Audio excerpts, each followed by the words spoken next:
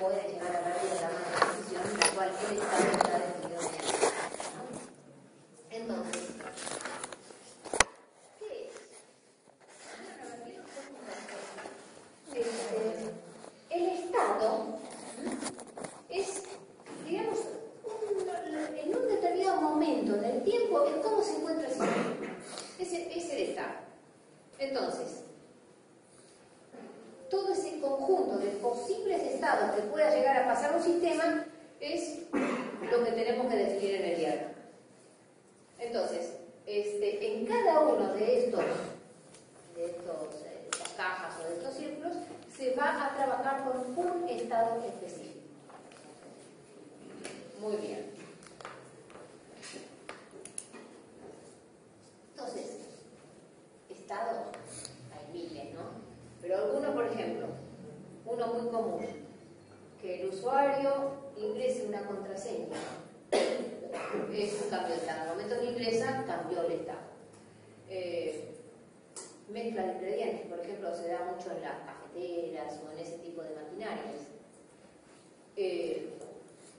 Problemas con tanques, por ejemplo, que haya tanques cisternas y que tengan que llevar el agua al tanque que esté en el techo, en el caso de que el tanque pase por debajo de cierto nivel. Entonces, cuando pasa por debajo de cierto nivel, manda un flujo de control que hace que suba el agua hasta que llegue a cierto nivel también.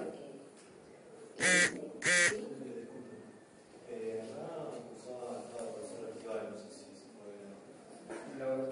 El laboratorio me parece que está en el 3.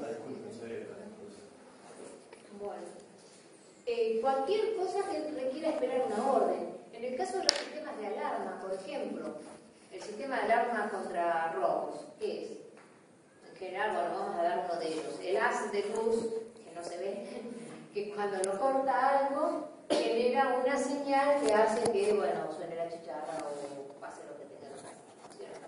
Entonces, hay muchísimos. Ahora, todos son generalmente dedicados más que nada a manejar flujos que vienen de determinados equipos específicos, ¿no?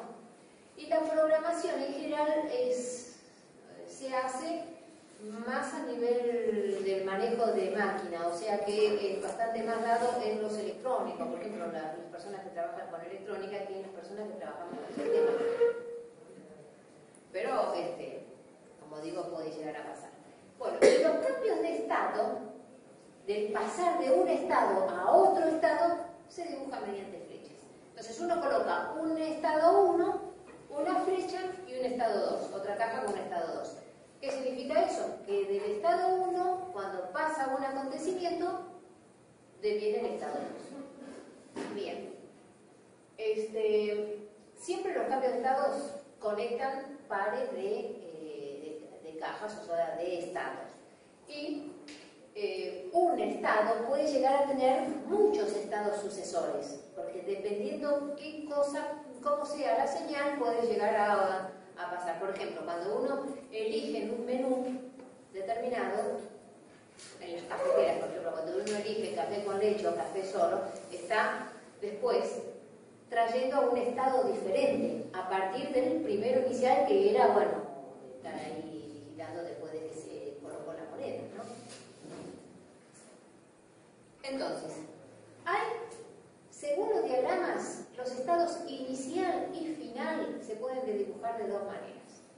Una es poniendo el estado en la caja correspondiente sin colocar una flecha de llegada a ese estado. Entonces ya se sobreentiende que ese es un estado inicial.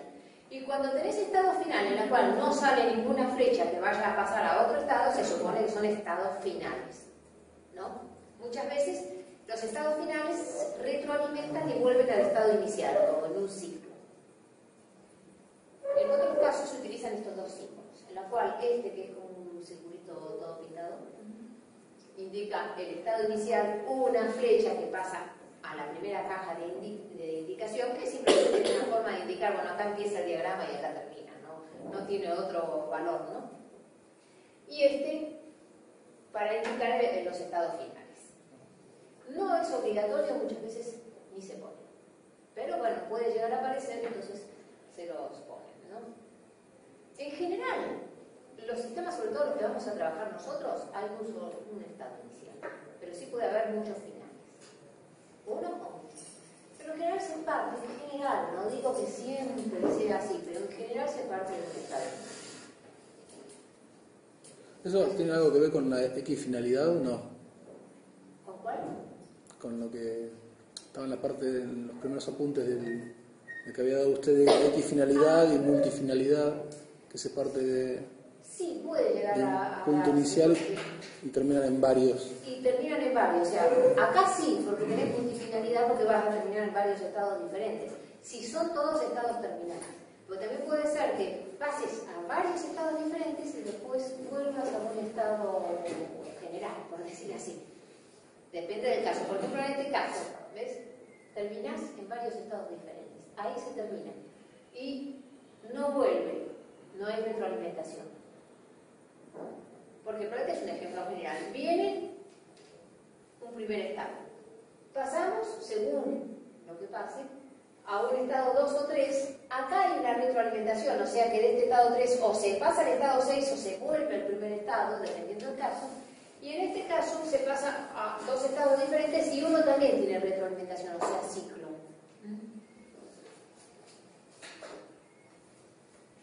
Por ejemplo, esto era de las máquinas contestadoras antiguas, ahora ya no son así, pero eran más sencillas para hacer. Por ejemplo, está en estado de reposo, o sea, no pasa nada. Hasta que ese estado de reposo espera una llamada. Y entra ahí en un ciclo. Si se responde a la llamada o no, eso lo que hace es que se vuelva a estar en reposo o no.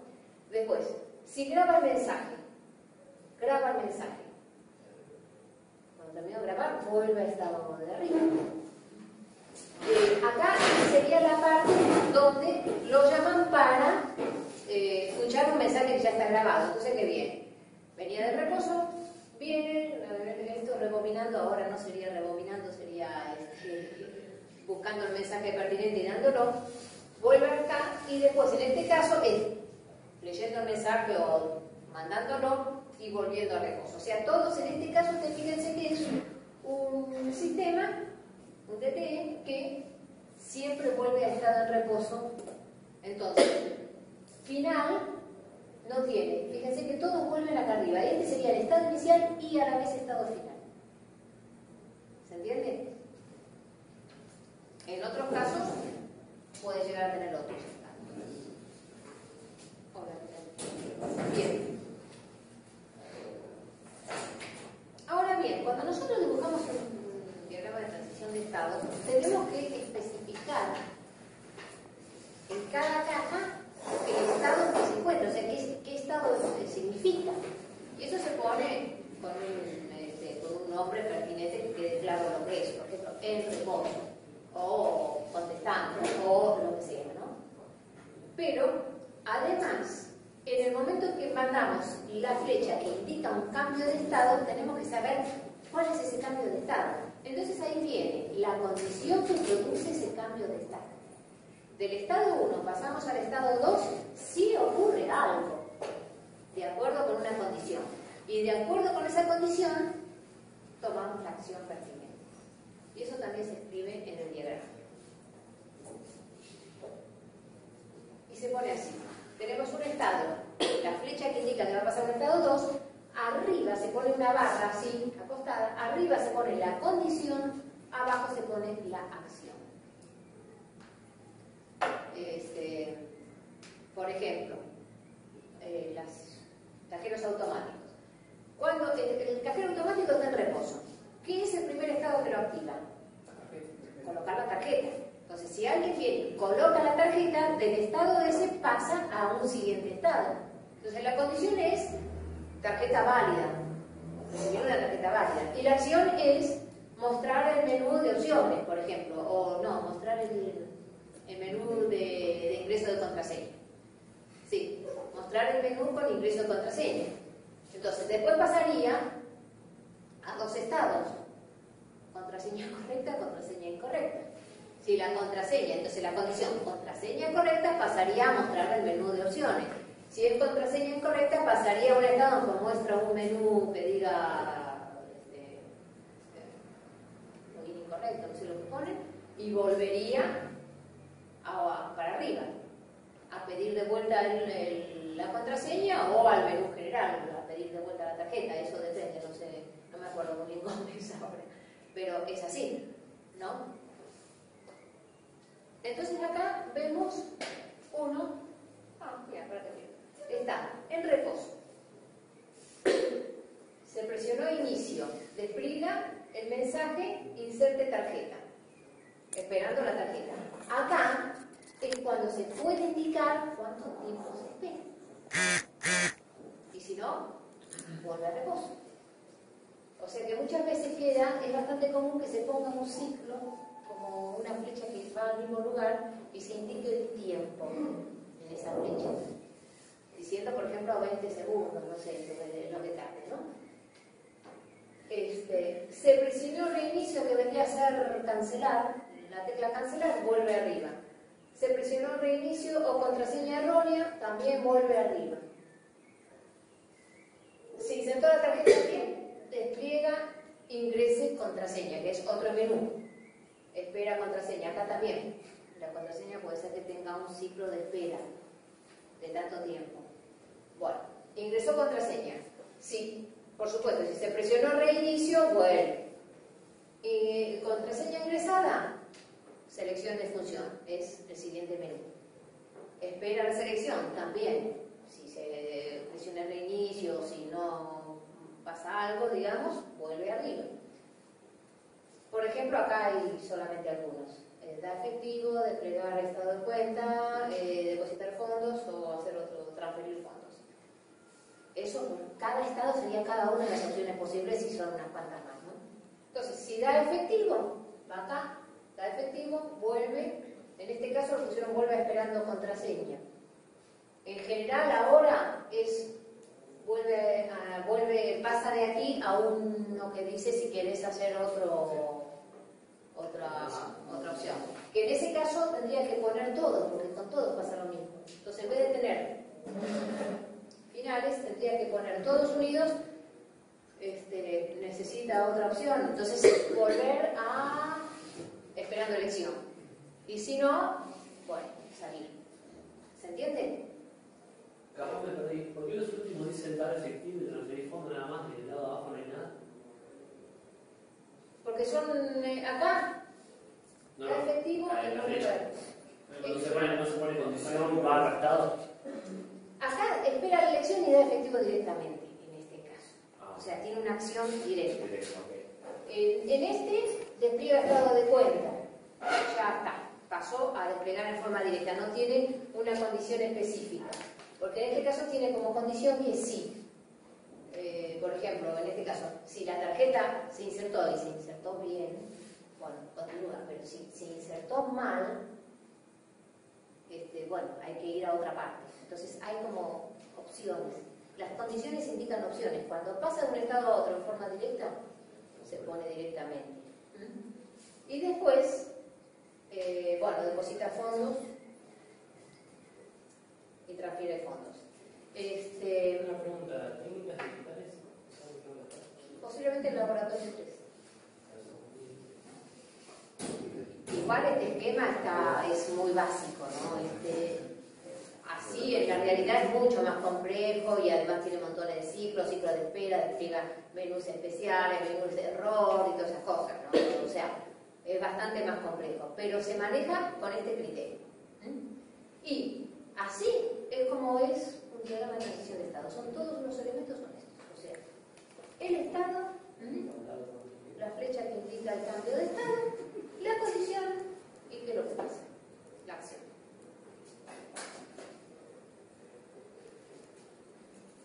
Acá en el caso particular, un estado particular, el efectivo estaba este que está acá.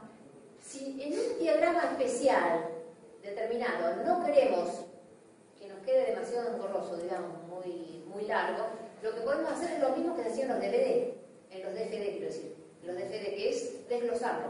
Entonces, en este caso particular, cada efectivo lo desglosó, esperando entrada, dando efectivo y esperando el retiro del efectivo, claro, o sea, la plata que salga. se podría haber puesto en el mismo. Es opcional, cuando son diagramas, tengan en cuenta que los diagramas tienen que caber en una hoja común, ¿no? Entonces, si el diagrama es muy grande, algunas partes del diagrama podemos después aclararlas desglosándolas en otra parte, en otra hoja. Si no, no hace falta. ¿Se entiende? La forma de hacerlo es exactamente igual que en el caso de los DFD. O sea, tiene que haber la entrada y tiene que ser plano. Bueno, hasta ahora vamos bien, porque no es muy complicado esto.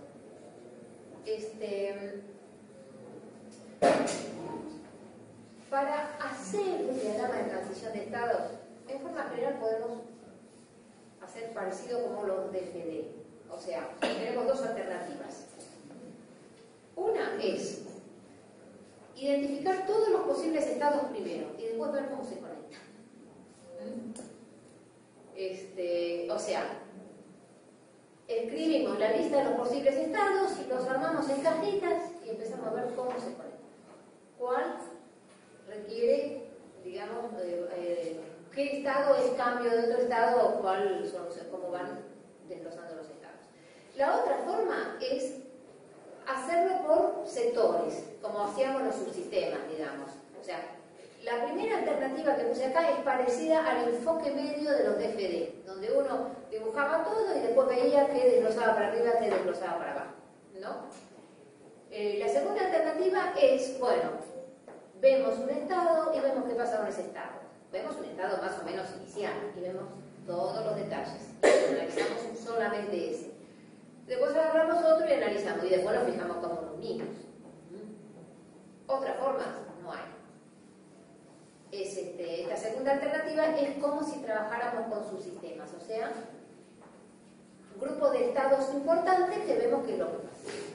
Por ejemplo, en el caso del cajero podríamos decir, bueno, una vez que pasamos los estados iniciales, de insertar tarjeta y esas cosas que son más o menos lineales, después vemos cada menú o cada punto del menú y nos podemos ver los detalles de cada cambio de estado en ese menú y después vemos cómo los unimos.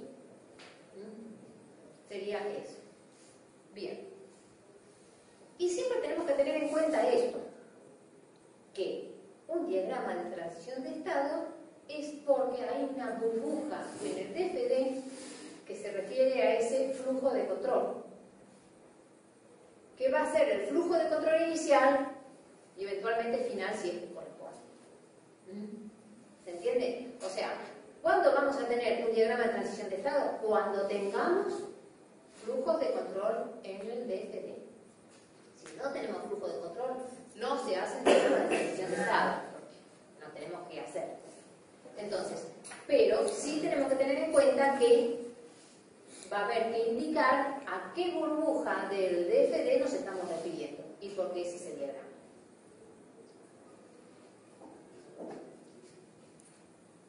Bien.